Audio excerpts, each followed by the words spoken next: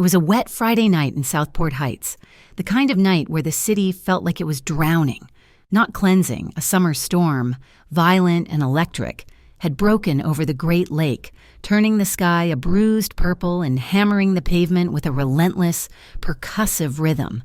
The air smelled of ozone, wet asphalt, and the metallic tang of the nearby shipping yards.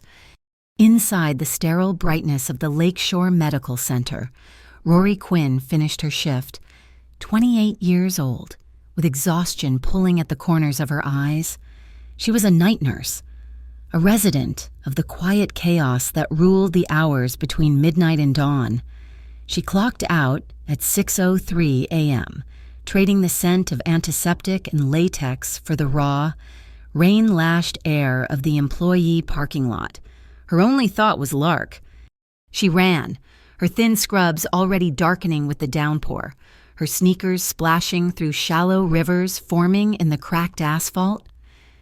She was heading for the 24-hour daycare annex, her heart pulling her faster than her tired legs wanted to move. That was when the world shifted. A procession of 3 immaculate, black SUVs cut the corner onto the access road, their tires hissing on the flooded pavement. They did not slow, they stopped. A coordinated, aggressive halt that screamed train precision. The vehicles idled, their engines a low thrum beneath the howl of the wind, their dark-tinted windows reflecting the flickering orange streetlights. The rear door of the center vehicle opened. A man emerged, stepping out into the deluge as if the storm itself was an inconvenience he merely had to tolerate. He was tall, dressed in a custom suit so dark it seemed to drink the meager light. Rain immediately plastered the fine wool to his shoulders and slicked his black hair back from his forehead. This was Cassian Vale, 35 years old, known in whispers as the Wharf King, the undisputed, unseen ruler of the lake's logistics, the shadow chancellor of Southport's entire shipping underworld. His eyes, the color of tempered steel, swept the parking lot once, assessing, dismissing, and possessing everything they touched. Rory froze, her hand reaching for the daycare door, stopped mid-air. The world compressed to the space of that parking lot, the sound of the rain fading to a dull roar. A small figure burst from the daycare entrance before Rory could move. "Mommy?" Lark, 3 years old and perpetually in motion, ran toward her, her bright yellow raincoat a sudden splash of sun in the oppressive gray. She stopped dead 3 feet from the SUV, captivated by the tall man who stood by the door. Rory's blood turned to ice. "Lark, come here, now!" But the child just tilted her head, her gaze unnervingly direct. She looked at Cassian Vale, a man whose presence made armed men shift their weight. She took 2 small steps forward, rising onto the very tips of her light-up sneakers, and enunciated each word with the profound seriousness only a toddler can muster. "Mr. I think you're my daddy." Silence, absolute and total. The rain seemed to hang suspended. Cassian's bodyguards, men carved from granite, went utterly still, their hands frozen near their jackets. Cassian Vale, the man who had faced down federal indictments and syndicate wars without blinking, just stared. He did not move. He barely seemed to breathe. His gaze dropped from Rory's terrified face to the small child in the yellow slicker. Rory's heart hammered against her ribs, a painful, frantic bird in a cage too small. "Lark, no! Honey, get back here!" She grabbed her daughter's arm, pulling her back, the small body resisting. Heat, sharp and painful, burned the back of her eyes. 3 years she had run. 3 years she had built a life from the wreckage of the one she'd fled. 3 years ago, she had walked away from Cassian Vale's world, carrying a secret that was now staring him in the face. From the end of the street, a small, sharp pop echoed. It was too clean for a backfire. It was followed, a second later, by the distant, rising wail of a siren. Instantly, the tableau shattered. Cassian's paralysis vanished, replaced by a chilling efficiency. He did not look toward the sound. He looked at the rooftops. He gave a sharp, subtle hand signal. His men fanned out, 2 moving toward the street, another flanking the hospital entrance, their movements fluid and economical. Rory recognized the reflex. It was the instinct of a man who lived his entire life anticipating the angle of the bullet, and she hated herself, hated the weak, terrified part of her that felt a flicker of safety under that predatory umbrella. Her phone vibrated in her pocket, a text. She knew the sender without looking. The Federal Integrity Commission. She pulled it out with a shaking hand. The message was brief. Do not let him touch the child. The assignment is live. The assignment, her life, her child, reduced to an assignment. Cassian finally moved his head, his gaze lifting from the girl to the woman. He looked drained, hollowed out. He was loosening his silk tie, his knuckles white. His eyes were locked on Lark, who was now hiding half behind Rory's legs, peering out. He was studying the child's face, specifically her eyes. Amber eyes, the exact, unusual shade of amber as his mother, captured in the one faded photograph he kept in his wallet. He took a step, his voice barely a whisper, lost in the storm. Rory, is she... Rory's throat closed. She was trapped between the man who was her past and the agency that owned her future. No, she gasped, the lie tasting like ash. A sharp crack, much closer this time, split the air, not a pop, a gunshot, undeniable. Get inside, Cassian roared, his voice the command of the Wharf King, a sound that moved men and mountains. He did not wait. He lunged, his body covering the distance between them in 2 strides. He didn't grab. He shielded. One large hand enveloped Rory's shoulder. The other went to the back of Lark's head, tucking the child against his hip. He propelled all 3 of them in a desperate, tangled rush toward the automatic doors of the Lakeshore Medical Center. Rory said, "Yes!" in the same frantic breath as the shot, the truth torn from her by the sudden, violent terror. They stumbled through the entrance as the glass doors slid shut behind them, sealing them in the sterile light. The doors closed like a vault, a heavy, final barrier locking them inside, caught between the storm on the outside and the wreckage of the past that stood breathing beside them. The fluorescent lights of the pediatric waiting room hummed, a flat, artificial sound against the storm's fury outside. They were in a glass box, a sterile observation tank. Cassian had guided them here, his hand a heavy, warm presence on Rory's back, his men a silent, menacing perimeter in the main lobby. Lark, oblivious to the silent war waging around her, had immediately beelined for a brightly colored table piled with wooden blocks. Rory's mind, however, was a battlefield. 3 years ago, she had been Rory Quinn, forensic intern, ambitious and hungry for justice. The Federal Integrity Commission had seen that hunger. They had recruited her for Project Harborlight, a deep-cover operation aimed at the Veil Consortium. Cassian's legitimate front, the FIC wanted the source of the money, the routes, the names. They wanted the Wharf King. She had gone in as a warehouse coordinator, a clipboard and a sharp mind her only weapons. She had not been prepared for Cassian Vale. He wasn't a caricature, and he was intelligent, demanding, and possessed a quiet intensity that she found herself drawn to, despite every rule in her handbook. She fell in love with him between shipping manifests and late-night audits at the docks. Then came the 2 blue lines on a plastic stick. Pregnancy. It had terrified her, thrilled her. The same week, the FIC had given a new order, go deeper. They wanted her to leverage his affection, to get into his home, his private ledgers. They wanted her to use the intimacy she felt as a weapon. She had chosen her child. She vanished overnight, erasing her digital footprint, running on the sparse cash she had saved. She had chosen a life of obscurity as a nurse over a life of betrayal, refusing to make her unborn child a pawn. The FIC had promised her protection, a clean slate, but her handler, the weary but decent Inspector Phelps, had been reassigned. His replacement was Special Envoy Astra Lennox, a woman with eyes like polished steel and a reputation for breaking cases and people. Astra was all ambition, a collector of trophies. Rory and her child were now just a loose end, or worse, an asset to be reactivated. She trusted Astra Lennox even less than she trusted the men Cassian kept on his payroll. Across the room, Cassian was in his own hell. He stood by the window, his reflection a dark mirror against the rain-streaked glass. His internal counsel had been screaming at him for 6 months go legitimate, and he was. The new Vale Logistics was his answer. State-of-the-art dry ports, a fully refrigerated transport chain, proprietary tracking technology so clean you could eat off it. It was his future, his exit. But someone was sabotaging him from the inside, feeding anonymous tips to rivals, stirring the pot.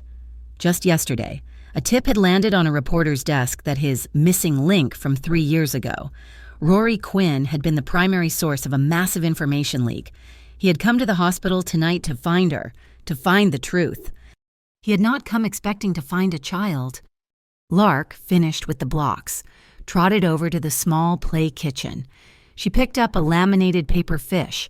No, she said to herself, serious. Mommy makes a whale. She went to her mother's bag, rummaged inside, and pulled out a small, folded object. It was a whale, crafted from a mint green wrapper. She held it up. See a whale? Cassian's gaze fixed on the paper.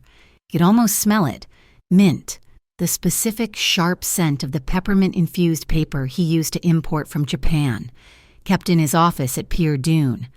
He remembered nights working late, the scent mixing with the briny air. He remembered Rory, sitting across from his desk, folding those same papers into intricate shapes while they talked. Rory's phone vibrated, a sharp, angry buzz, another text from Astra. He cannot take the child. We lose our leverage.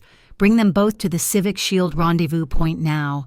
We will not be able to provide cover if you delay. Cover, leverage. The words made Rory sick. Cassian turned from the window, his face pale. The mask of the Wharf King gone, leaving only the man. His voice was rough, barely audible. What? Rory looked up, her own fear a cold stone in her stomach. Why what? Cassian. Why did you disappear? He asked. You ran. No note, no call. Your apartment cleared out. You vanished from the earth. I looked for you. The admission hung in the air, heavy and toxic. Rory stood up, putting herself between him and her daughter. She had 1,000 answers. Because I was a spy, because I was pregnant, because I was terrified. She gave him the only one that mattered, because you were born into a war I could never win. Cassian, and I wouldn't raise my child on the battlefield. His eyes searched hers, demanding, pleading, and then the calculation began. It was stark, a horrifying arithmetic playing out across his features. 3 years. She'd been gone for 3 years. He looked at Lark, who was humming to her paper whale, a child of about, he realized, 3. The blood drained from his face, the color, the power, the command, it all evaporated, leaving him hollow, stricken. He went ashen. Rory, he breathed, his voice cracking. Is she... Crack thwack? The sound was instantaneous, a high-velocity crack followed by the sickening impact of a bullet punching through the drywall, not 5 inches above Lark's head. Plaster dust exploded into the air. There was no thought, only reaction. Cassian's predatory instinct, the one Rory had recognized in the parking lot, took over. Down, he roared. He moved, a blur of dark wool and muscle. He didn't just push them, he tackled them. His body a solid shield, absorbing the impact of the floor as he covered both Rory and Lark. He twisted, pulling them behind the flimsy protection of the reception desk. Another shot. Crack ping! This one shattered the main window, sending a spiderweb of safety glass cascading onto the floor. The storm howled, ripping into the room. They're on the roof! Cassian snarled, his voice a low growl in her ear, his breath hot against her skin. The parking garage, it's Armitage. He was already moving, dragging her and a crying Lark low toward the emergency exit. They burst through the doors into the ambulance bay, the rain hitting them like a physical blow. An ambulance sat idling, its bay doors open. Behind it, move, He shoved them behind the vehicle's solid metal body just as another shot rang out, sparking off the concrete where they had been. Cassian crouched, shielding Lark with his body, his eyes scanning the rooftop. He had a small, dark stain on his hand, where he'd scraped it diving. Blood, dark and stark, mixed with the pouring rain. Rory was pressed against the cold metal, her heart trying to escape her chest, Lark sobbing into her scrubs. Cassian was there, a solid, terrifying wall of protection. She should be running from him, running to the FIC, but her feet were rooted. Her words of escape, her plea for help, all of it trapped in her throat, silenced by the man who was, impossibly, saving their lives. "This way! Stay low!" Cassian's voice was no longer human. It was a tool, sharp and cold. He hauled Rory to her feet, his other arm already scooping up Lark, who had buried her face in his neck, her sobs muffled against the wet wool of his suit. He did not run for the main lobby, where his men were now engaging the gunmen. He plunged deeper into the hospital's arteries, through a set of double doors marked "Authorized Personnel." The corridor was sterile, smelling of bleach and floor wax. He led them at a near run, his long strides forcing Rory to jog to keep up. "Where are we going?" she panted, her sneakers squeaking on the polished linoleum. "Emergency Transport Bay A3, he bit out. "It's a subterranean exit for sensitive surgical transfers. It bypasses the main grid." He stopped in an alcove, shifting Lark's weight. He winced, and Rory saw the gash on his hand, the one scraped raw in the dive, was bleeding freely, the dark blood stark against his pale skin. "Stop!" she commanded, the nurse taking over the victim. She yanked open a wall-mounted trauma kit, her hands moving with practiced efficiency. She ripped open an antiseptic wipe and a heavy gauze pad. "Give me your hand." He hesitated, his eyes scanning the corridor. "There's no time." "You're bleeding on your daughter," she said flatly. That stopped him. He held out his hand. She scrubbed the wound clean, the sharp scent of alcohol and antiseptic cutting through the metallic tang of blood and the smell of fresh rain clinging to his clothes. He hissed, but his eyes never stopped moving. She wrapped the gauze tight, securing it with tape. Her touch was firm, impersonal, but her fingers lingered for half a second too long. He pulled his hand back as she finished. "Let's go." They descended a concrete stairwell, the air growing cooler, damper. They reached the ground floor north exit, a heavy steel fire door secured with a glowing red panel. It read Solant's security system. Rory's heart sank. "It's locked down, Solant's." She remembered this. Solant's was the shadow system, the security grid his predecessors had installed, the one Cassian despised. He claimed it was compromised, full of back doors for rivals and feds. He had been in the process of ripping it out, piece by million-dollar piece. Cassian didn't even try his normal access card. He reached into his wallet, into a hidden sleeve, and pulled out a thin, unmarked black card. He swiped it. The panel beeped, flashed a permissive green, and the heavy magnetic locks retracted with a loud thud. He used the very system he loathed to save them. The irony was a bitter pill as he shouldered the door open into a dark, echoing tunnel. The tunnel was pitch black. The automatic lights tied to the main grid were dead. Lark, who had been quiet against Cassian's chest, let out a piercing wail of pure terror. "Dark, it's dark. Mommy, I'm scared." "Shh, shh," Rory tried, but the child was frantic.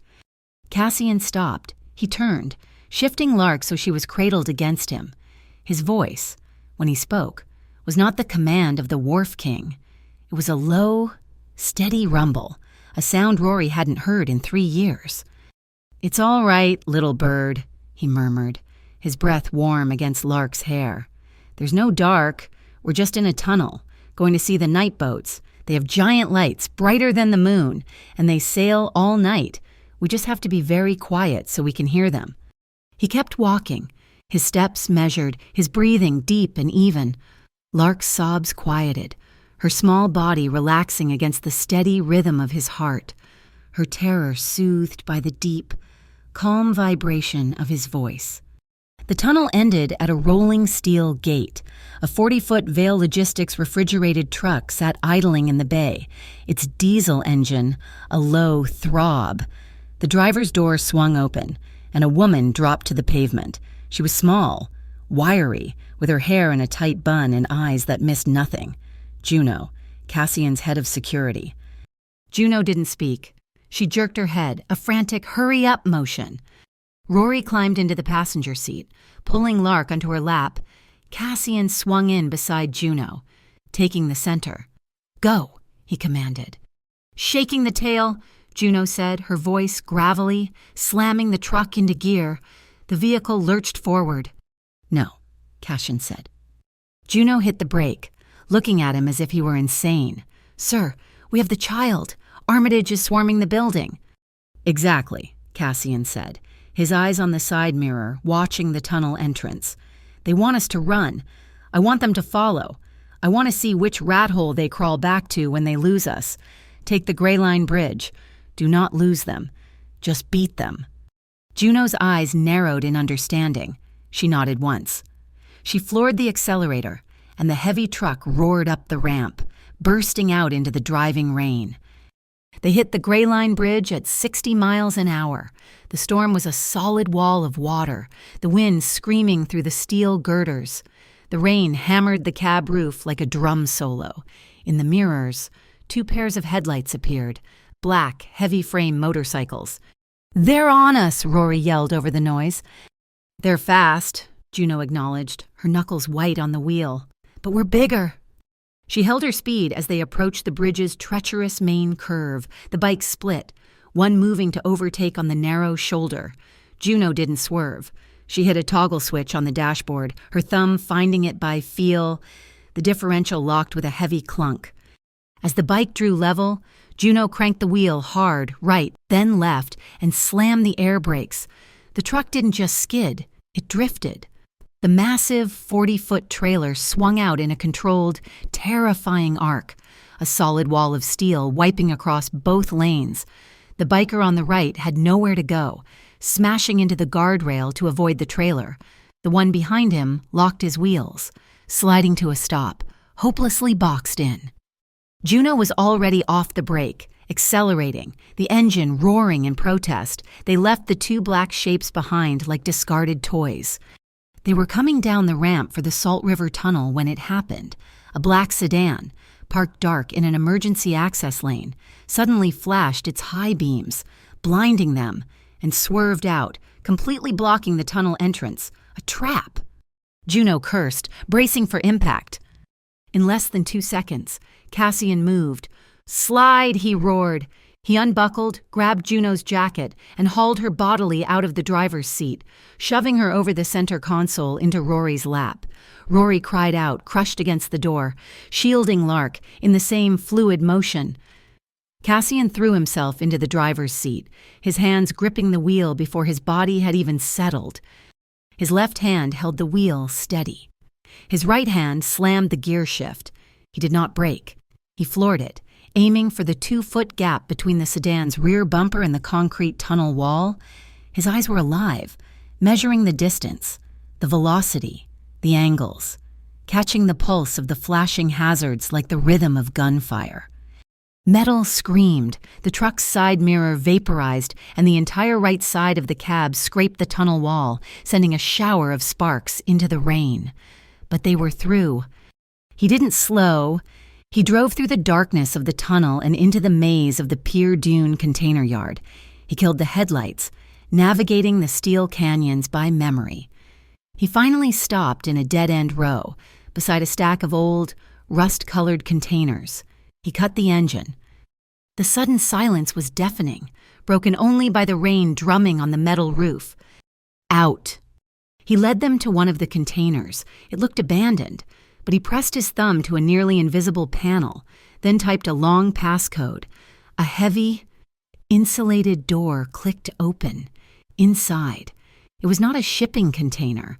It was a clean room, an off-grid safe house for drivers, with 2 bunks, a small chemical toilet, and rations. Rory hurried inside with Lark, who was already asleep, her small body limp with exhaustion. She laid her on the bottom bunk, covering her with a rough wool blanket.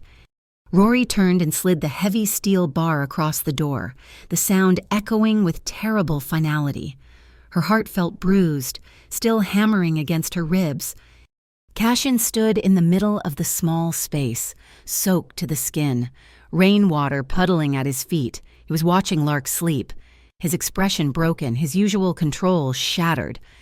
He didn't look at Rory. He just stared at the child, his voice raw. "If you had told me sooner." It wasn't a question. It was the sound of a wound opening.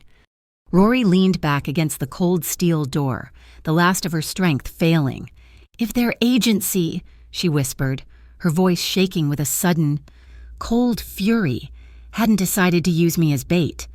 The two ifs hung in the small, cold room, heavy and sharp as knives. The single yellow bulb overhead cast a warm, sickly glow, turning the steel container into a small, insulated world, outside. The storm raged, the sound of the rain drumming on the metal roof a constant, dull roar, a reminder of the chaos they had just escaped. The air was cold, thick with the smell of damp wool, ozone and rust.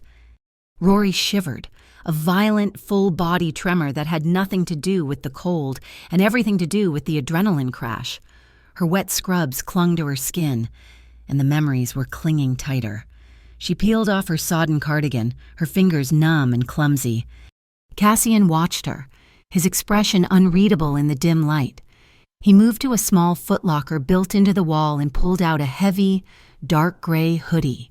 It was old, worn soft. He held it out. "Put this on. You're freezing." She took it, her fingers brushing his. The fabric was thick, and as she pulled it over her head, she was enveloped in a scent that punched the air from her lungs. Peppermint soap, his soap, the scent of his penthouse, of late nights at Pier Dune, of a life she had buried 3 years ago. The smell was so strong, so tied to him. It felt more intimate than a touch. She pulled the sleeves down over her shaking hands, her small frame lost in the garment. He was still standing there, water dripping from his hair onto the shoulders of his ruined suit. The space between them was a chasm, 3 years wide and filled with the sleeping form of a child who had his mother's eyes. Rory's gaze fell on the crude bandage on his hand, already soaking through. She stepped forward, her training a shield for the terrifying proximity. "Your hand."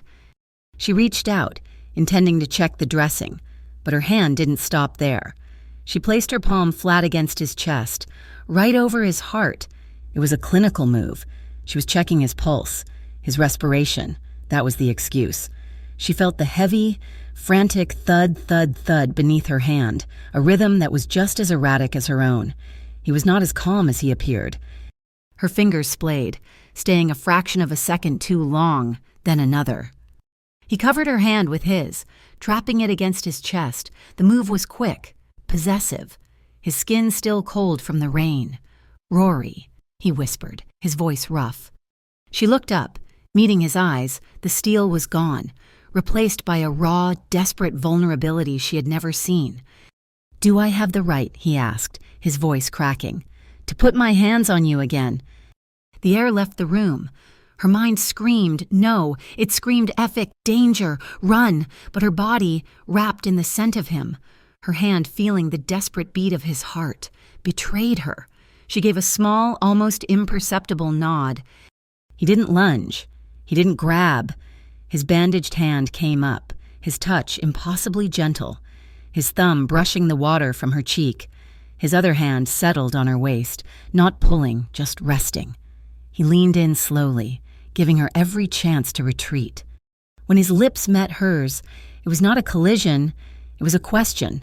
It was soft, hesitant, and profoundly sad.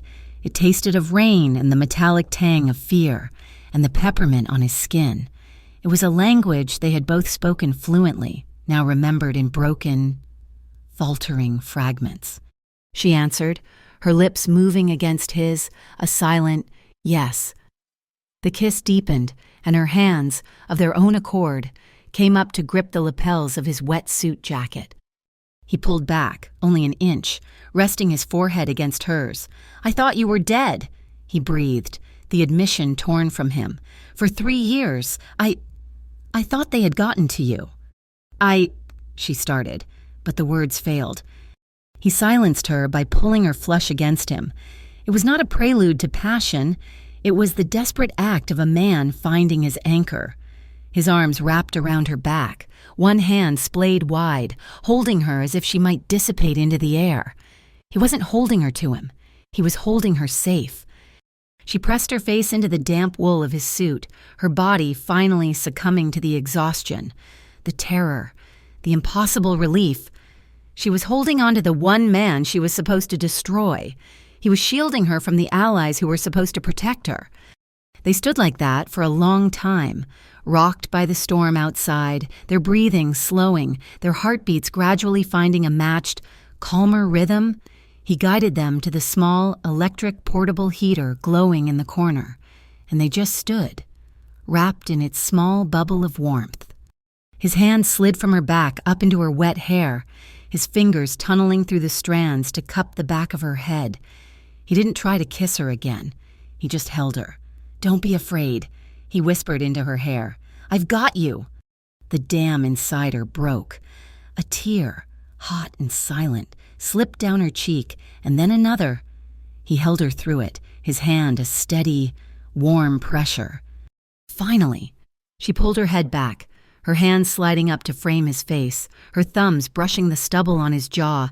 "Cassian."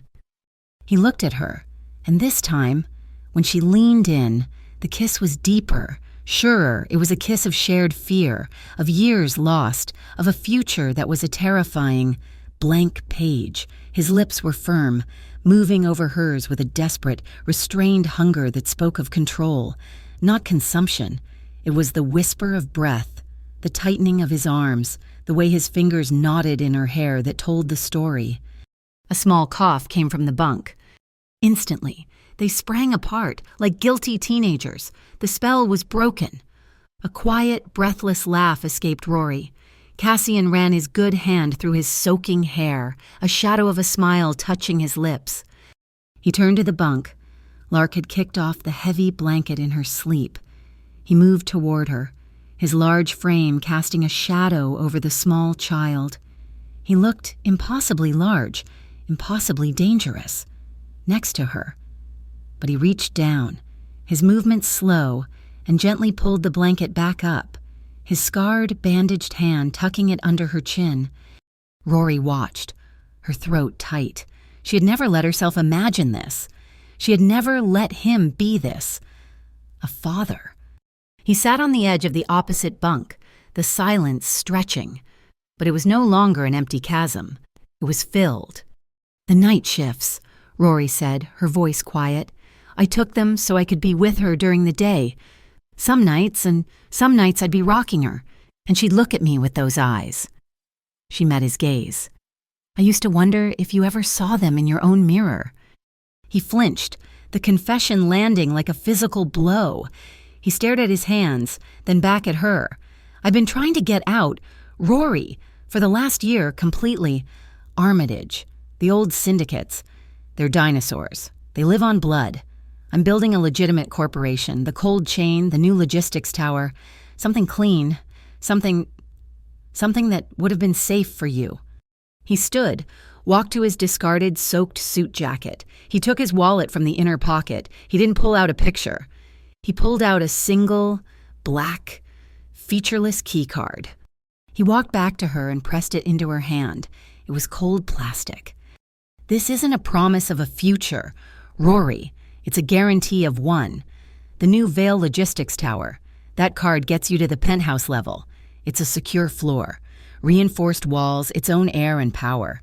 Not even my own men can get up there without my thumbprint." He closed her fingers over the card. "If anything happens, if I'm not there, and you're in trouble, you don't call anyone. You take her, and you run here. You understand me? You run here." She held the card, the weight of it, the simple, practical reality of it, more powerful than any diamond ring. It was a key. It was an escape plan. It was, in his world, the truest declaration he could make. The small, insulated world of the container was breached an hour before dawn, not by Armitage, but by a sharp, encrypted knock on Cassian's laptop. Juno? She'd been digging, not in Armitage's systems, but in their own. "I found the leak," Cassian said, his voice flat, staring at the screen. He turned the laptop for Rory to see. Juno had not been hacking externally. She had been performing a deep-level data recovery on Vale's own servers, a perfectly legal internal audit. She had found a deleted, corrupted audio file. They listened, the tinny recording filling the small space, a woman's voice, crisp and professional, Astra Lennox, a man's voice, older, smoother state judge, Calder Nash. "The warrant needs to be no knock and all assets. Calder," Astra's voice said. "We need to hit Vale hard enough to make him bleed, make him look guilty as sin. The Urban Cleanse Initiative needs a poster boy, and I'm giving them the Wharf King." "This is thin." "Astra," the judge replied. "What's the real play?" "The play," Astra said, her voice dropping, "is that Armitage delivers the anonymous tip about the hospital nurse. We use that to justify the warrant. We paint Vale as a monster who put his own child in the crossfire. We seize his new logistics, and Armitage gets a piece. I get the biggest bust of the decade, and my budget for the initiative triples. Everyone wins." The recording ended. Rory felt the floor drop out from beneath her. It was a setup, a pincer movement. Astra, the FIC, was in bed with the Armitage Syndicate. Cassian was the scapegoat, the trophy they would both mount on their wall. She looked at her phone. Still dark. The texts from Astra. "Bring them to the Civic Shield rendezvous. We will not be able to provide cover." There was no Civic Shield. There was no protection. There was only a trap. She and Lark had never been anything but bait, a tool to pressure Cassian, to box him in, to force him to sign a deal as an informant, just so they could betray him. Cassian closed the laptop, his face a mask of cold fury. "She's using you," he said, his voice a low growl. "She's using my daughter." He began to type, his movements fast and precise. "Juno, liquidate the secondary holdings, move all non-essential assets." He was messaging his legal team. "I want the Lark Foundation activated. Now. Not tomorrow. Now." "What are you doing?" Rory asked, her voice shaking. "My clean plan," he said, his eyes on the screen. "I'm accelerating it. I'm transferring 51% of Vale Logistics, the legitimate company, into a blind trust. It will be named for her. The Lark Foundation. It locks the shares. Armitage can't touch them, and the feds can't seize them without proving the foundation itself is corrupt, which it isn't. It's an irrevocable charter for children's welfare. If I go down, if they take me, all of it. It all goes to the kids of this city, not to them." It was a brilliant, desperate move, a scorched earth policy that turned his own empire into a shield for his child. The counterattack from Armitage came 2 days later. They weren't in the container. Juno had moved them to a small, nondescript apartment above a bakery, the air thick with the smell of yeast and sugar. Rory's phone rang. It was her nursing supervisor, her voice full of regret. "Rory, the board received an anonymous tip, an audit. They're accusing you of embezzling from the pharmacy's discretionary fund." "What? That's insane," Rory protested, her blood running cold. "I know, honey, but they have logs. They look real. The hospital has to suspend you, pending a full investigation." Rory hung up, her world tilting. They were cutting her off, isolating her, painting her as an unreliable criminal. It was Astra. It was Armitage. Cassian, who had heard the one-sided conversation, picked up his own phone. "Juno, I want the name of the reporter who broke it. I want the editor. I want—" "No," Rory's voice was sharp, cutting him off. He turned, his eyes dark with a rage she recognized, the violent impulse of the Wharf King. "No, Cassian, you can't. You touch them, you threaten anyone, and you prove them right. You prove you're the animal they say you are. You want to be clean? This is it. You have to stand there and take the punch. You have to keep your hands clean." He stared at her, his jaw working, the muscle knotted tight. He was a man built to retaliate, to strike back twice as hard. He slowly, deliberately, put the phone down on the counter. "They are coming after my family, Rory." "I know," she said, her own resolve hardening into something new, something cold. "So I'm going to come after theirs." She picked up her own phone. She sent a text to Astra Lennox. "I'm done running. We need to talk. Alone. Federal Annex parking garage. 1 hour." Astra's reply was instant. "Level 4, North End, come alone. It's time to pick a side, girl." "What are you doing?" Cassian demanded. "You can't go to her." "I'm not," Rory said, pulling her hair back into a tight, functional ponytail. She unpinned her Lakeshore Medical Center name badge from her hoodie. With nimble fingers, she pried the plastic casing apart, tucked inside. Behind her name was a tiny, wafer-thin audio chip, a relic from her FIC training. "I'm going to let her talk." The Federal Annex garage was a concrete tomb, smelling of damp and exhaust fumes. Astra Lennox stood alone, leaning against a black government sedan, a stark figure in a sharp pantsuit. "You're a fool for coming," Astra said, her voice echoing in the empty space. "He'll never be clean. Rory, men like that don't change. They just repaint the walls." "What do you want, Astra?" Astra pushed off the car, taking a step closer, her eyes glittering. "I want you to finish the job. Bring Vale into the light, girl. Testify. Give me the last pieces I need to put him away. Let me make him clean." She smiled, a thin, cruel expression, and then dirty again. "At my discretion, help me, and I can make the hospital problem go away. I can even arrange for that Civic Shield program we discussed." The lie was so blatant, so cold. Rory finally saw her. Not a protector, not a federal agent, just another gangster, one with a badge. Rory just looked at her, the tiny recorder in her badge capturing the hum of the garage, the drip of water, the damning words. "I choose my daughter," Rory said, her voice flat, devoid of emotion. She turned and walked away, her footsteps echoing. "Wrong answer," Astra yelled after her. As Rory reached the exit stairwell, 2 black sedans not government-issued, but the same type that had been at the hospital peeled around the corner, their headlights flashing on, tires squealing. They were moving to box her in against the wall. Rory froze, her heart leaping into her throat. A gray sedan she hadn't even registered shot out from a parking space behind her, its engine roaring. Juno. The car slid to a perfect stop, the passenger door flying open. "Get in, now, Rory, now!" Rory didn't hesitate. She dove into the car, pulling the heavy door shut as the 2 sedans screeched to a halt, blocked by Juno's vehicle. Juno threw the car into reverse, spun the wheel, and floored it down the exit ramp, the sound of shouting men lost in the shriek of the tires. They burst out into the afternoon light, merging seamlessly into traffic. Rory was breathing hard, her knuckles white as she clutched the name badge in her hand. She was done. The line had been crossed. She looked at Juno, the small, quiet woman who had just saved her life. Rory was no longer an FIC asset. She was no longer a victim. She was no longer running. She was fighting with Cassian, and she was going to bring them all down. The apartment above the bakery was compromised the moment Astra's men had seen Juno's car. They were ghosts again, moving through the city's veins in the back of a panel van with no markings.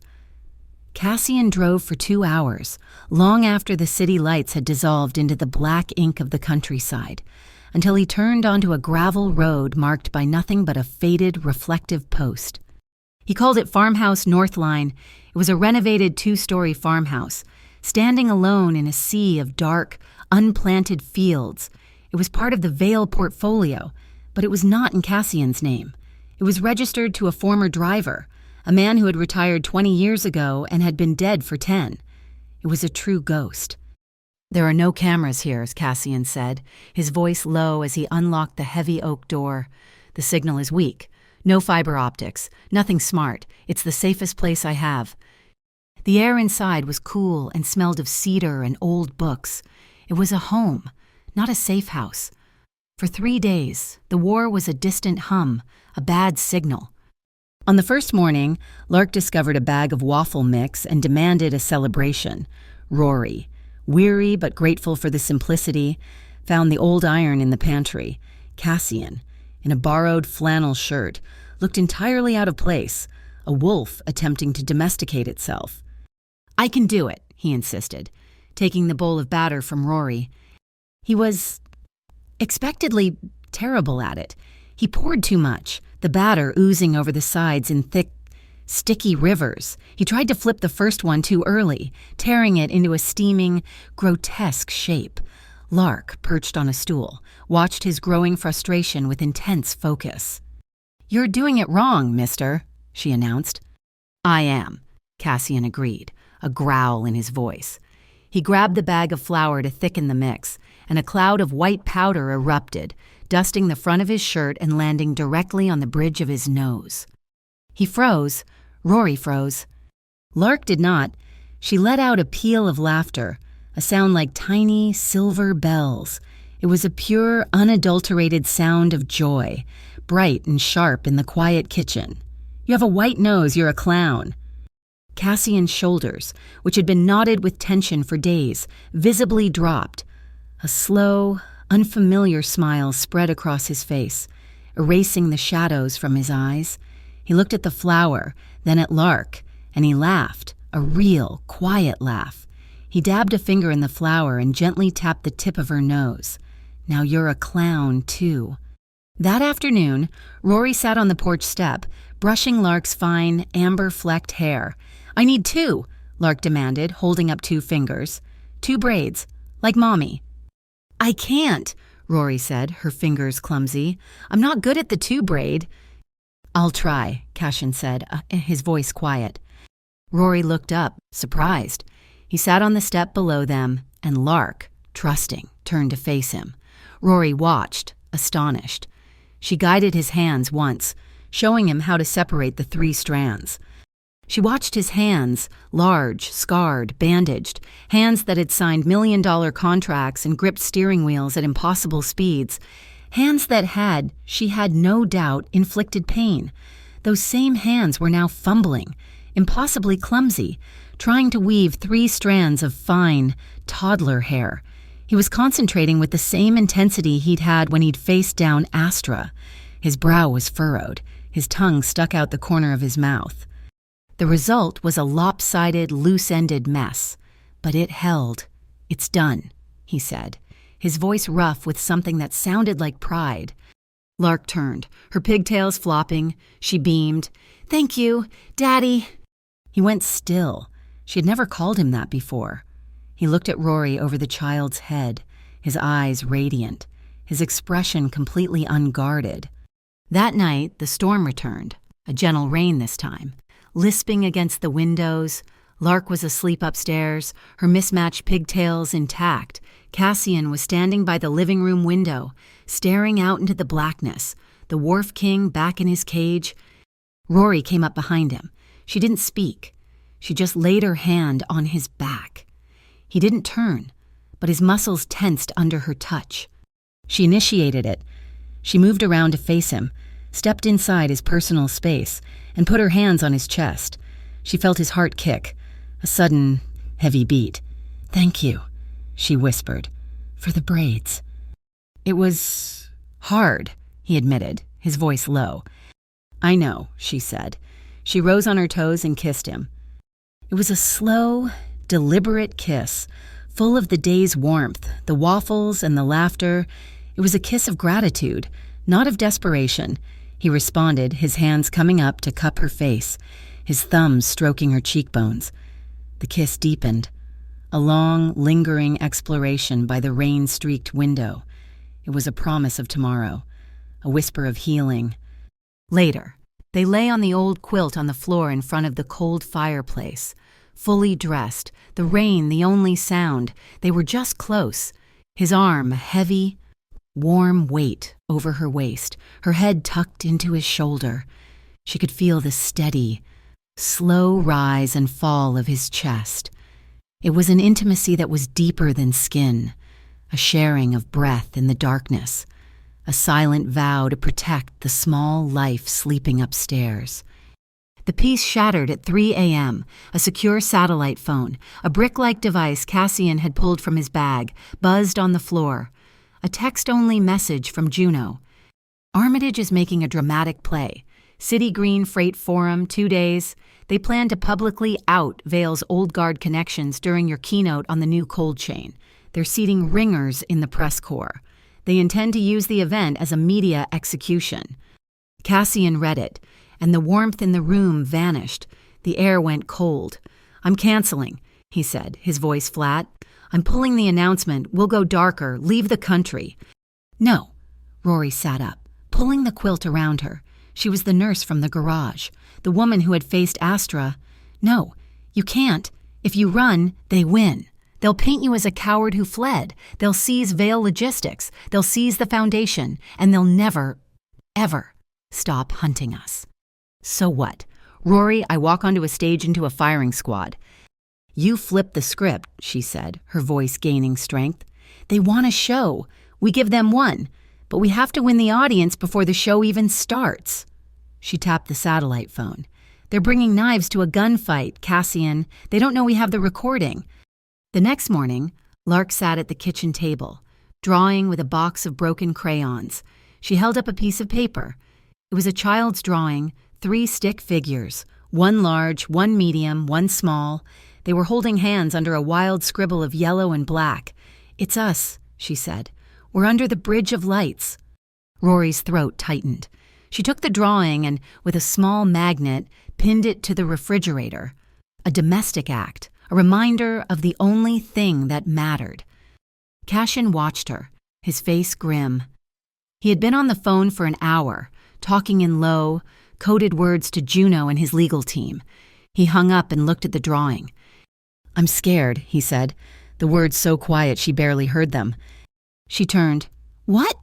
"I'm not scared of Armitage. I'm not scared of their guns, or their stage play."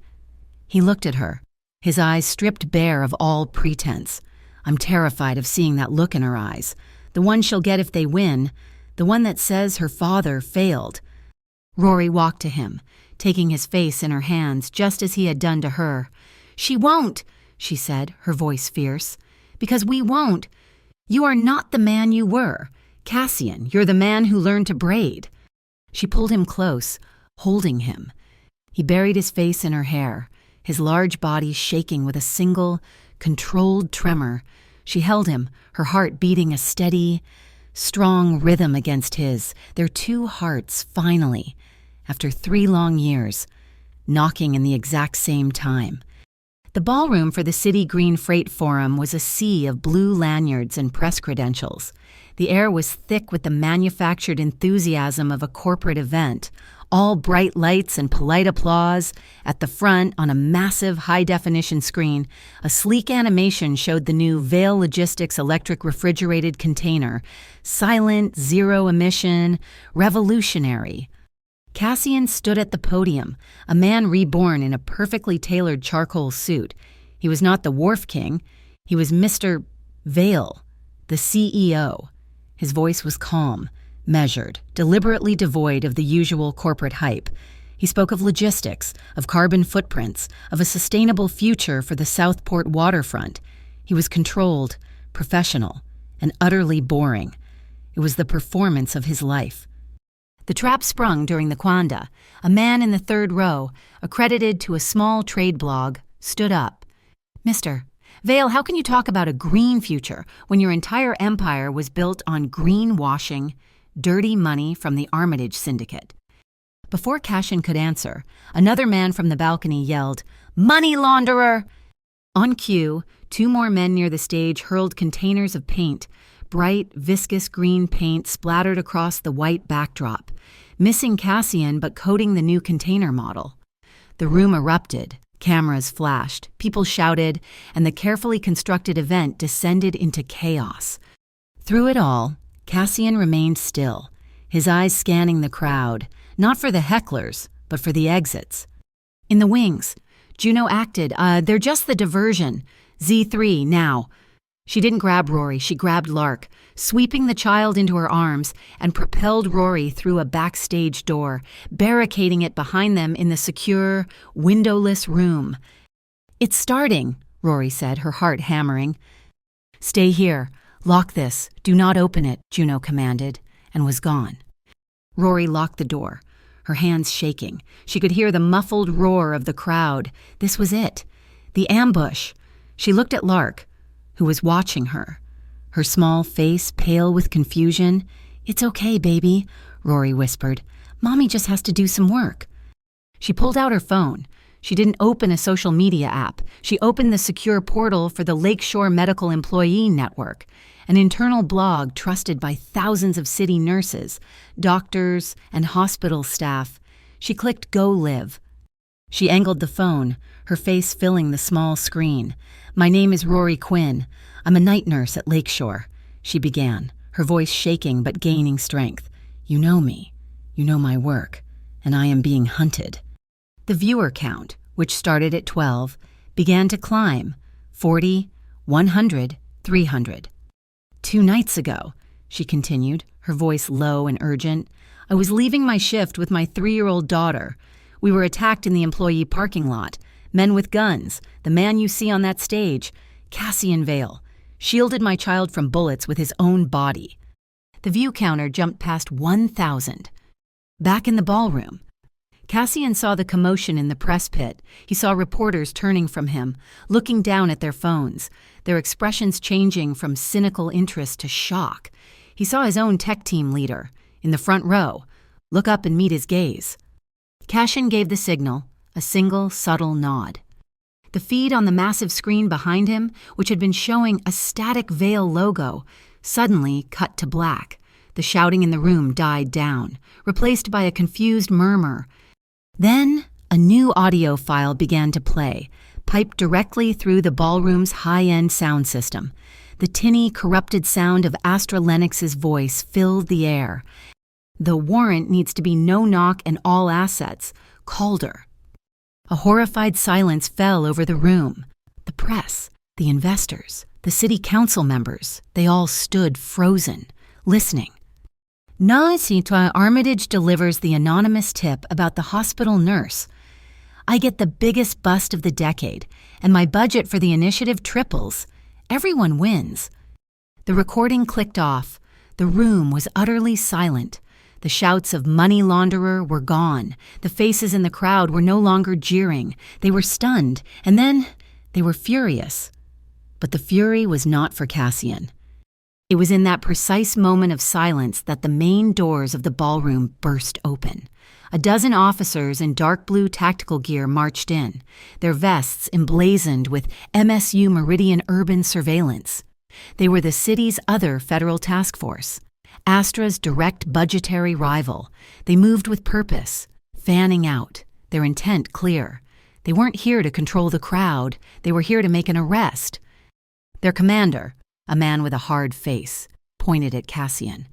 "Mr. Vale, for your own protection, you need to come with us. Now." They were protecting him, right into a black sight.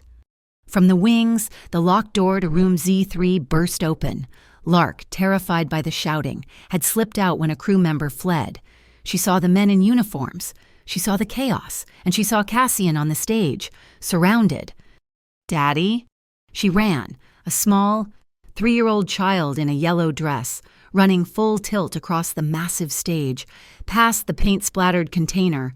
She didn't stop until she reached him, her small arms wrapping around his leg, clinging to him like a life raft. The press went insane.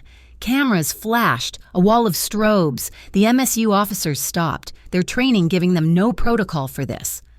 Lark looked up at the forest of strangers, terrified. She saw the microphone on the podium, just at her eye level.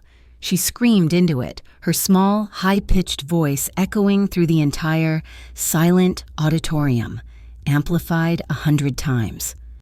"I want to go home with my daddy and mommy." That single, childish plea shattered every narrative. It cut through the politics, the conspiracy, the corporate posturing. It was the truth. The MSU commander visibly hesitated, lowering his hand. In the back of the room, near an exit, Astra Lennox, who had been watching her victory unfold, saw it all collapse. She lost control. She grabbed her phone, her face purple with rage, and hit a number. "Nash, it's blowing up. That damn child. He's using the kid. You have to kill the warrant. I don't care. Just do it. We'll grab the kid as deterrence. She didn't realize the sound technician, cued by Cassian's team, had isolated her phone's frequency. Her frantic, panicked voice was now also booming over the main speakers, her admission to grab the kid as deterrence echoing over the stunned silence. The room didn't just murmur, it exploded. The outrage was a physical wave. Cassian Vale stood, his hand on his daughter's head. He did not run. He did not raise his voice. He looked at the MSU commander, at the enraged press, and at the red recording lights on every camera. He looked at his lawyer, who stepped forward to the podium. "Mr. Vale will not be going with you," the lawyer said, his voice cold and clear. "Instead, he invites the press, the members of the Meridian Task Force, and the public to a voluntary public hearing before the City Public Works Committee this Friday. At this hearing, he will provide a full, sworn deposition on the complete separation of Vale Logistics from all gray market associations and will detail the conspiracy, including members of the FIC and the judiciary, that attempted to sabotage his legitimate enterprise." It was a legal masterstroke, a trap. He had just publicly, on every news channel, agreed to testify. If Astra or Armitage or Meridian made a move on him now, if he disappeared before Friday, it would not be an arrest. It would be a silencing. He had just checkmated them all, using their own stage. The night before the hearing was not a time for rest. It was a time for war. They were in the penthouse of the Vale Logistics Tower, the secure floor Cassian had given Rory the key for. It was a fortress of glass and steel, high above the city, and Cassian was using it as a command center. He called it Operation Lantern. With his core legal team and a frantic, remotely working accounting firm, he began the final, systematic dismantling of his old life, any remaining shadow assets. Any gray market holdings or accounts that his father had built were moved in a series of rapid, legally binding transfers. He liquidated everything, pushing 100% of the value into the Lark Foundation. It was all witnessed, notarized, and countersigned by an independent auditing firm, working under the threat of disbarment if they flagged it incorrectly. "If they come for me," Cassian said, his voice low and steady as he signed another wire transfer, "if they try to seize my assets, they will be seizing a fully funded public trust. Let them explain to the city why they are stealing from its children." While Cassian built his legal fortress, Juno and Rory were sharpening their knives. Miles away, in the back of a nondescript van, Juno was executing her own heist. She had found a vulnerability in the data hub of Armitage's Willow Depot. It was a clean infiltration, no alarms. She slipped past their firewalls and downloaded the one thing they never thought to protect: their shipping manifests, the real ones, schedules, container numbers, and destinations that detailed a horrific trade in illicit cash and, worse, people. She encrypted the file and sent it to Rory. Rory, sitting at the massive glass conference table in the penthouse, received the data. She didn't give it to Cassian. She didn't give it to his lawyers. She used a military-grade encrypted burn phone, routed through 3 different countries, to make one anonymous call to the Clean Ports Alliance, a notoriously aggressive non-profit watchdog.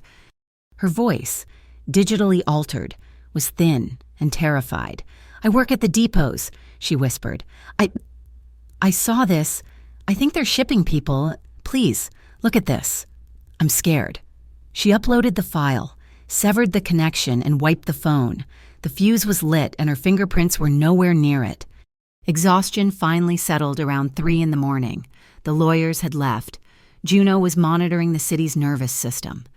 Rory found Cassian standing on the outdoor terrace, the wind at this height cold and sharp, whipping his dark hair. He was staring down at the lights of the city he had once owned. She came up behind him, not touching, just standing near. "It's done," she said. It started, he replied. He turned, his eyes finding hers in the dim light from the skyline. I'm scared, Rory. You said that before, she whispered, in the farmhouse. That was for her, he said, his voice raw. This is for me. Tomorrow, I walk in there and hand them the keys. Everything my father built, everything I was. It was a prison. Cassian, she said, stepping closer, finally laying a hand on his chest. Tomorrow, you're free. He covered her hand with his gaze searching hers.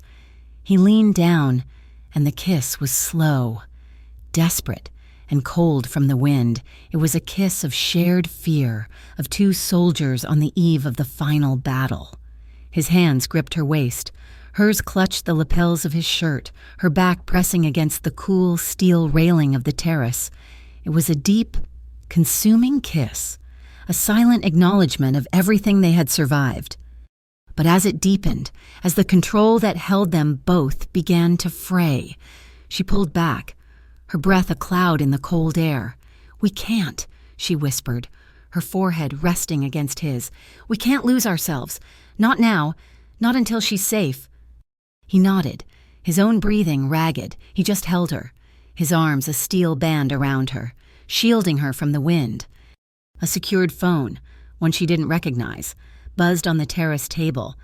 A text from an unknown number. It was just one sentence. Trade the child for safety. North Spur Station, 5 a.m. Come alone, or the hearing will be her eulogy. The air ignited. The quiet, terrified man was gone. The Wharf King was back, his eyes turning to black ice.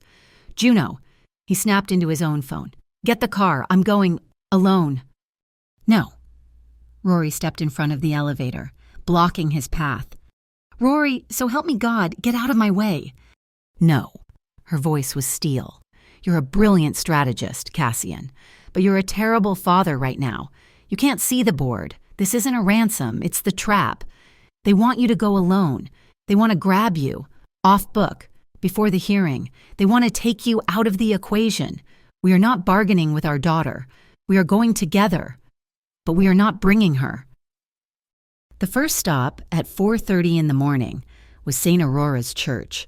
It was a small stone sanctuary in a quiet, forgotten neighborhood, one of the primary, anonymous recipients of Vale's charitable funds for a decade. Sister Magda, a woman with eyes that had seen everything, met them at the side door. Mister, Vale. She nodded, her gaze falling on the sleeping child in Rory's arms.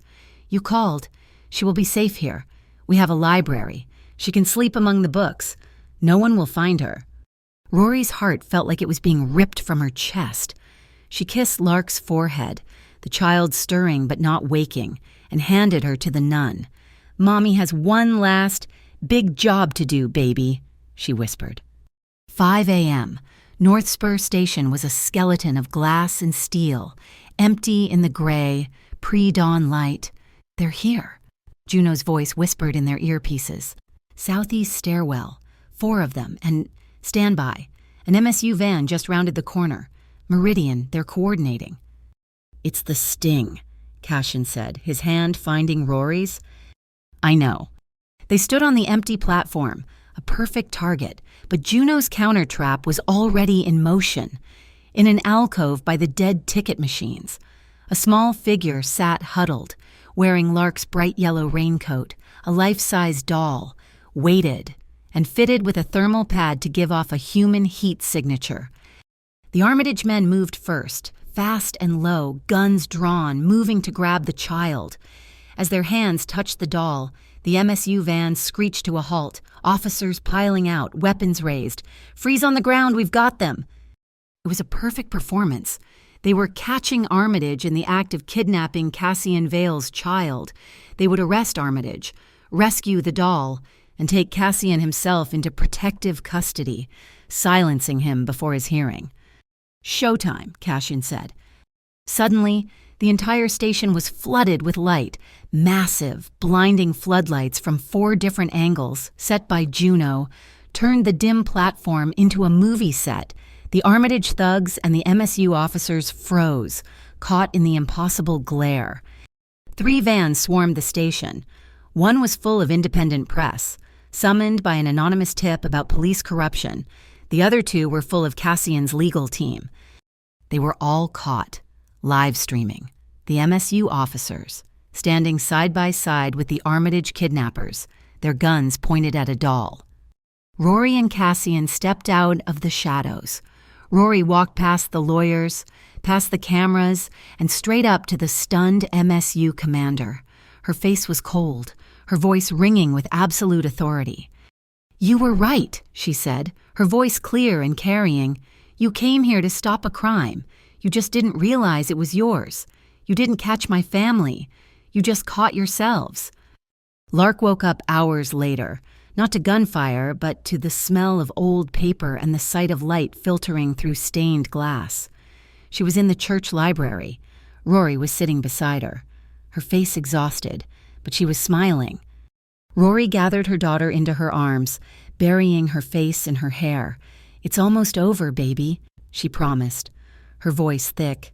"And when this is done, I promise, you're going to have a real backyard, and we'll get you a dog." Lark, still half asleep, snuggled into her neck.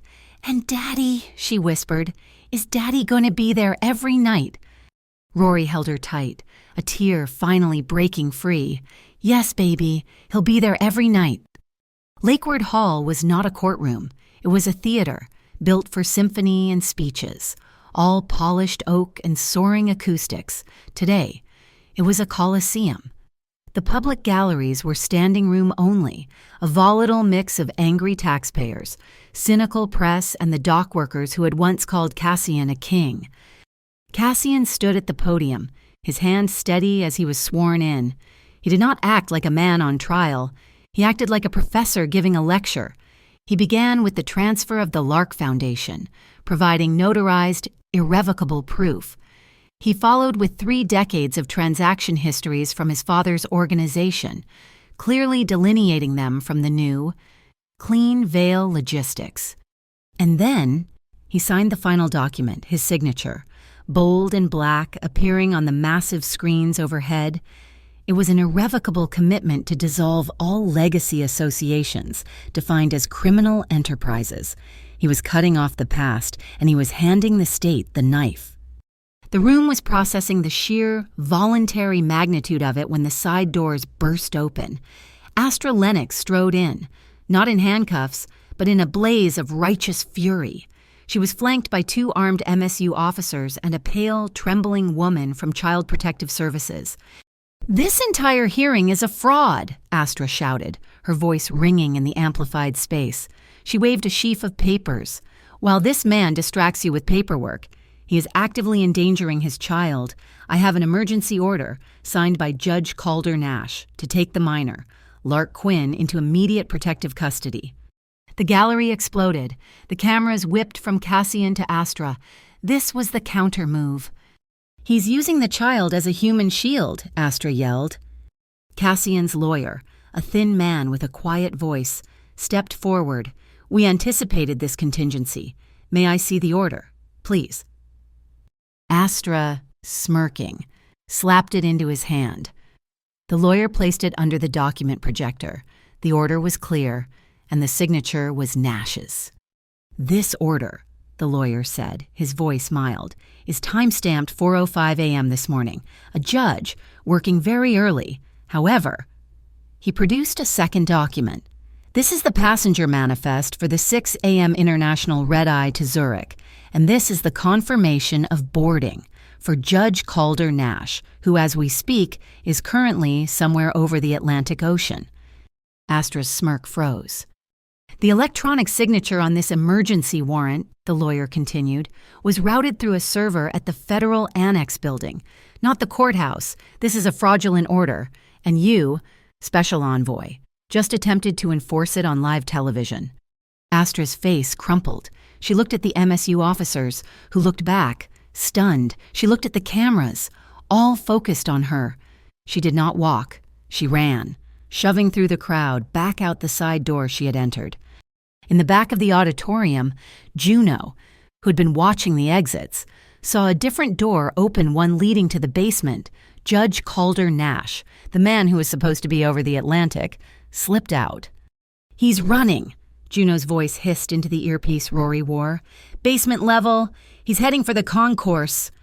Rory, standing behind Cassian, felt the blood drain from her face. She was torn. Her place was here, beside him, their anchor.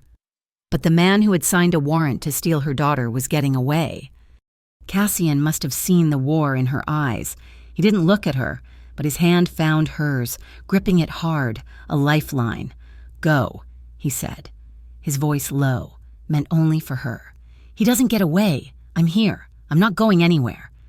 She squeezed his hand once, and she ran. She followed Juno, her soft-soled nurse shoes silent on the concrete steps. The lakeward concourse was a maze of damp, dark service tunnels, smelling of mildew and river water. Rory pulled her phone, its flashlight cutting a bright, sterile beam through the gloom. They heard a splash and a curse. They rounded a corner. Judge Nash, his expensive suit soaked, was scrambling up from a pool of oily water. He had slipped as he fell. A small, silver USB drive flew from his grasp, skittering across the concrete and stopping near a drainage grate, the dirty treasury, the offshore accounts, the bribes. He lunged for it, but Rory was faster. Her foot came down, trapping the drive under her sneaker. Nash froze, looking up at her, his face a mask of pathetic terror. He was just a man, a weak, terrified old man who had tried to take her child. Rory had her flashlight balled in her fist like a weapon. She could feel the adrenaline, the rage. She could break his hand. She could kick him. She didn't. She was a healer. She let out a long, shuddering breath, the rage dissolving into a weary pity. She offered her free hand. "Get up, Judge, it's over." He looked at her hand, at her face, and he chose betrayal. He grabbed her hand, not to be helped, but for leverage. He yanked, pulling her off balance, and simultaneously shoved her, hard against the tunnel wall. Rory cried out as her shoulder slammed into the concrete, a sharp, white-hot pain. He snatched the USB drive and scrambled away into the darkness. "He's heading for the T-19 span," Rory yelled, pushing off the wall, her fury now cold and absolute. They burst out of the tunnel onto the railspan T-19, a skeletal iron railway bridge high above the industrial canal. The wind howled, and a cold rain began to fall. Astra Lennox was waiting. She stood in the middle of the tracks, her gun drawn, aimed directly at Juno. "Drop your weapon, Juno," Astra spat, her hair plastered to her face. "It's over." Juno stopped, her hands raised. "It is. Astra, but not for me. They have the warrant. They have your voice. It's done." "Drop it," Astra screamed, her voice cracking. Juno slowly unclipped her sidearm and slid it across the tracks. "Okay, you win. What now? You shoot me. You shoot Rory. You shoot the judge running away behind me. You're out of options." She was stalling. Astra hesitated, her eyes flickering to Nash, who was hiding behind a girder. She didn't hear Rory, who had her trauma shears in one hand and a roll of heavy, adhesive medical tape in the other. As Astra focused on Juno, Rory lunged from the shadows. She didn't go for the gun. She went for the hand. She slammed her body weight into Astra's back, driving her forward in the same motion. Her hands, trained by years of medical emergency, moved with blurring speed. She looped the heavy tape around Astra's hand, binding her finger off the trigger, and in the same wrap, depressed and covered the slide's safety, locking it in place. It was a perfect, non-lethal restraint. Astra cried out, trying to pull the trigger, but her finger was bound. The gun was useless, taped to her own fist. A deafening, low horn blasted the air. A bright, single light flooded the bridge. A freight train was coming, moving fast. The light illuminated everything. Nash, frozen in terror. Astra, struggling with the useless gun. And at the far end of the bridge, a tactical team, fanning out. "Civic Ward, freeze all of you on the ground." It wasn't Meridian. It was the new Independent Civic Ward Oversight Team. the one Cashin's lawyers had demanded. They swarmed the bridge, their own cameras rolling, capturing the entire scene on a live stream. They cuffed Nash, prying the USB drive from his fist. They cuffed Astra, cutting the tape from her hand. Rory sat on the edge of the girder, the rain washing her face, her body shaking. Her phone rang. FaceTime. She answered. Lark's face, safe in the church library, filled the screen. Mommy. Hi, baby, I'm okay. Where's Daddy? The call beeped, and Cassian's face joined the screen. He was still at the hall, surrounded by his lawyers, his eyes red.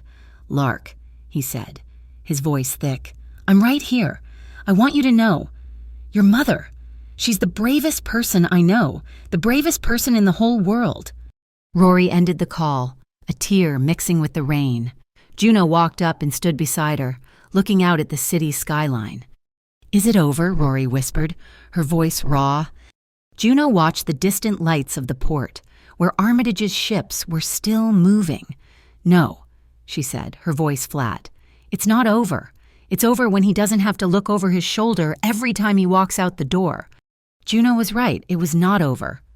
The Clean Ports Alliance, fueled by Rory's anonymous data drop, had moved with lightning speed, locking down Armitage's shipping lanes. The data was irrefutable, cornered, losing millions by the hour. Mace Armitage did what dying animals do. He decided to burn the world down. The call came just before midnight, not to the police, but to Cassian's secure line. It was Armitage himself. Orion Key, Warehouse 12, Wharf King. He sneered, his voice thick with hate. Come watch your legacy burn, or I'll send you the ashes of the men I found still working inside. He's lit the fires, Cassian said, his voice terrifyingly calm as he pulled on his suit jacket. You can't go, Rory pleaded, grabbing his good arm. It's a trap. Let Civic Ward handle it. They'll handle the fire, Cassian said, his eyes like ice. I have to handle Mace. This ends tonight, on the docks where it all started. He knew she was following him. He did not try to stop her. The pier was a scene from hell. The storm had circled back, a howling gale of wind and freezing rain that hissed as it hit the towering orange flames of Warehouse 12. Against this backdrop of fire and water, Mace Armitage stood at the end of the long pier, a dark silhouette flanked by a dozen of his hardest men. Rory stayed back, her heart a frantic drum against her ribs, tucking herself into the deep shadow of a steel container stack. She was terrified, but she was not alone.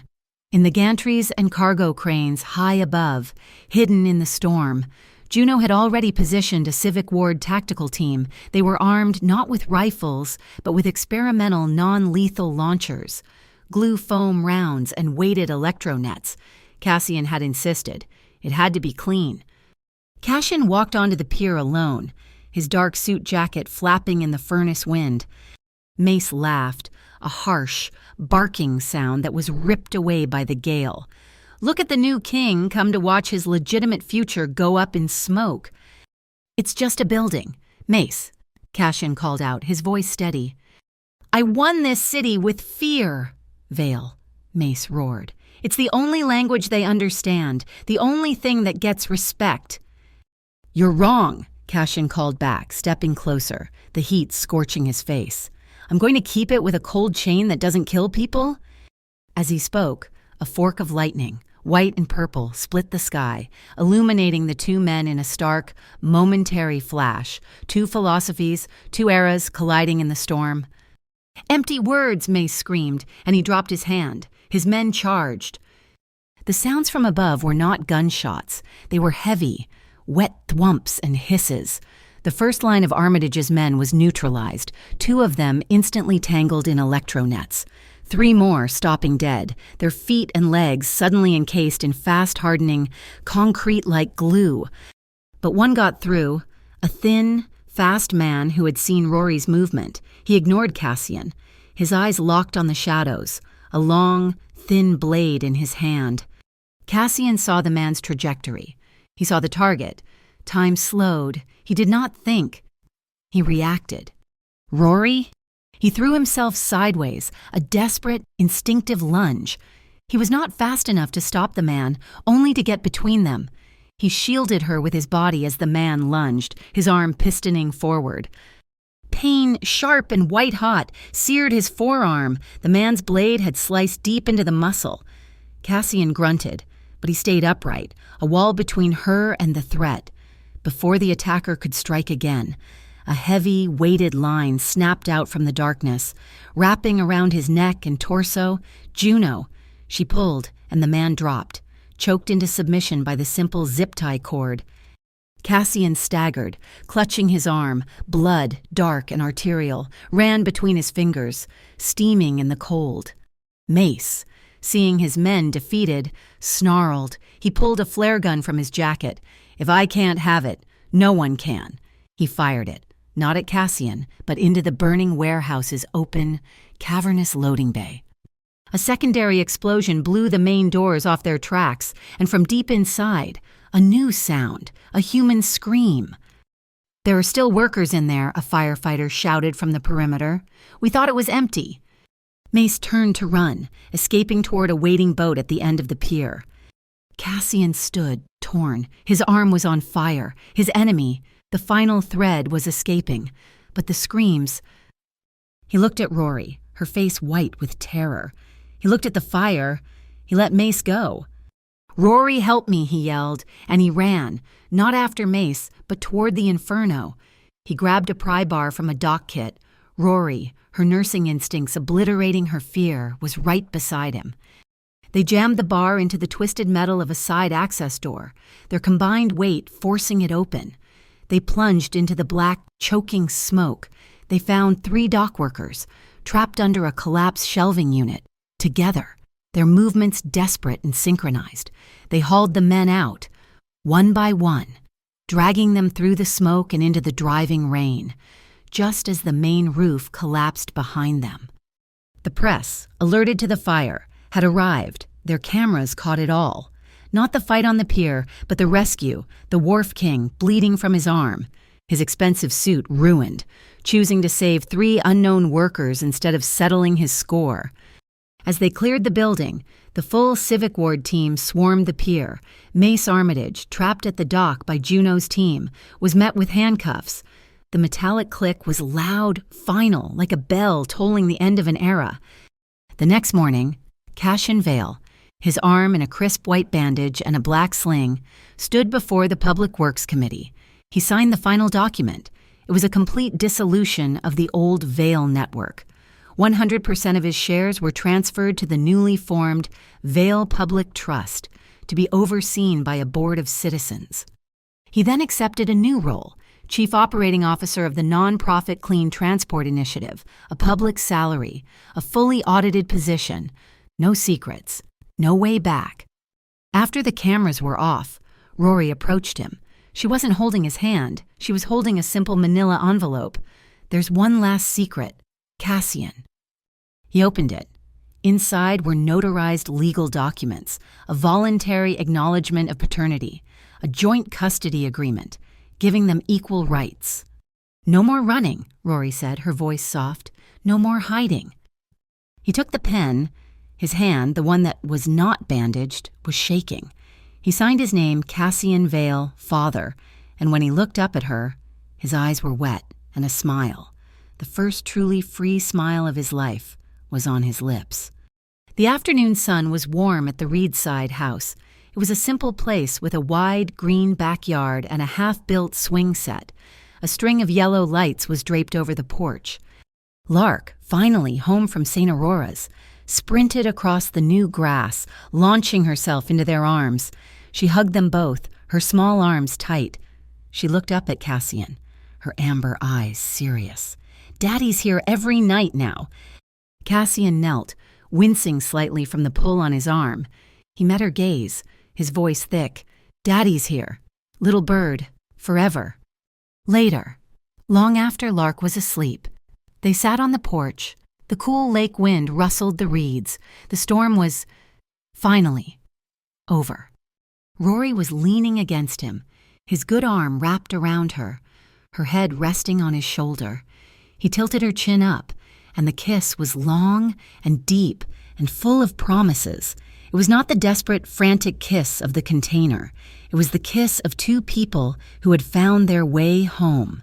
Their hands clasped, their foreheads touched. There was no need for words. The shared warmth, the steady beat of their hearts, the look in their eyes said everything. Across the water, the distant lights of the Southport container yard, the ones he no longer owned, twinkled in the clear night. They looked like industrial stars, quiet and peaceful. The final trap, the knot that had bound their lives in fear, had finally been untied, not by power or by force, but by the one choice that had been the hardest to make, to let go of an empire and to hold on to a family. Thank you so much for listening to this story.